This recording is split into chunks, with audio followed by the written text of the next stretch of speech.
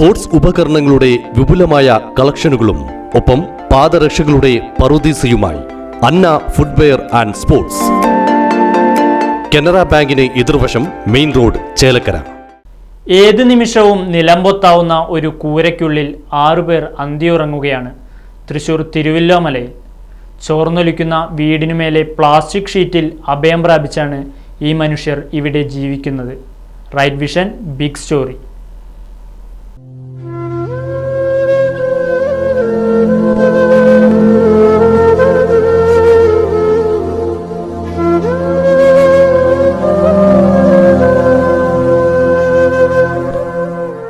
ഇതുവരെ ഞങ്ങൾക്കൊരു വീട് കിട്ടിയിട്ടില്ല. അപേക്ഷിച്ച് ഞങ്ങൾ ഓൺലൈനിലൊക്കെ കൊടുത്തു.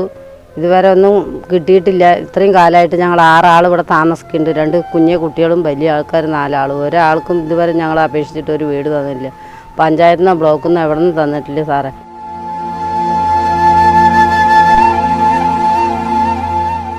തിരുവില്ലോമല ഗ്രാമപഞ്ചായത്ത് മുതൽ അങ്ങ് സംസ്ഥാന സർക്കാർ വരെയുള്ള സാർമാരൊന്ന് കേൾക്കണം ഈ പാവങ്ങളുടെ ദയനീയാവസ്ഥ. ഇടിഞ്ഞു പൊളിഞ്ഞ് വീടൊക്കെ ഇടിഞ്ഞിട്ടാണ് കിടക്കണം. മിന്നാൻ തൊടാൻ മഴ പെയ്തു, അങ്ങനെ ഇടിഞ്ഞു കാറ്റത്തെല്ലാം വീണിട്ടാണ് കിടക്കണം. കുട്ടികളെയും കൊണ്ട് താമസിക്കാൻ പറ്റാണ്ട് ഞങ്ങളിപ്പോൾ ഇരിക്കുന്നു.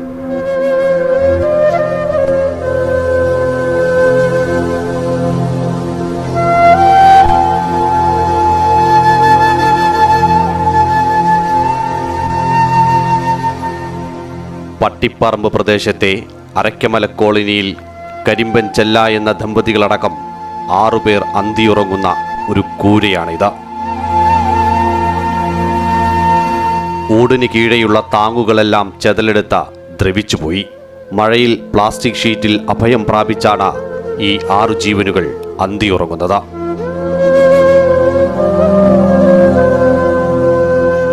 വീടിന്റെ മേൽക്കൂര മാത്രമല്ല തകർന്നത്, വെള്ളത്തിൽ കുതിർന്ന മൺചുമരുകളും ഏതു നിമിഷവും നിലംപൊത്താവുന്ന അവസ്ഥയിലുമാണ്.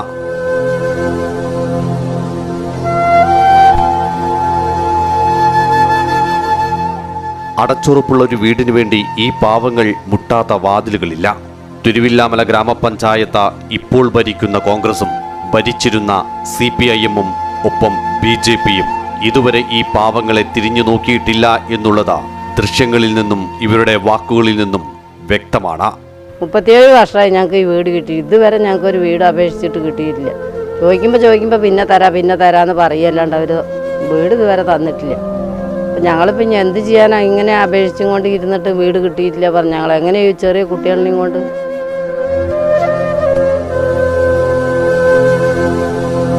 കനത്ത മഴയിലും കാറ്റിലും കുരുന്നുകളെയടക്കം ചേർത്ത് പിടിച്ച എങ്ങോട്ട് പോകണമെന്നറിയാതെ വല്ലാത്ത അവസ്ഥയിലാണ് ഈ കുടുംബം കഴിയുന്നത്.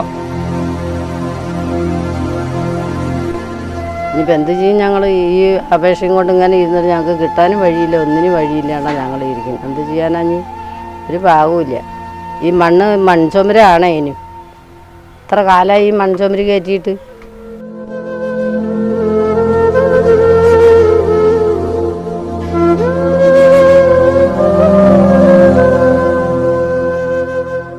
അതുകൊണ്ട് ഞങ്ങൾക്ക് ഒരു വീട് അപേക്ഷിച്ച് കിട്ടിയാൽ അത്രയും നല്ലതാണ് സാറേ. അല്ലാണ്ട് ഇപ്പം ഞങ്ങളുടെ ജീവിതം അങ്ങ് ഈ വീട്ടിലിരുന്ന് എങ്ങനെ ഞങ്ങൾ ഈ ചെറിയ കുട്ടികളെയും കൊണ്ട് ഇരിക്കും?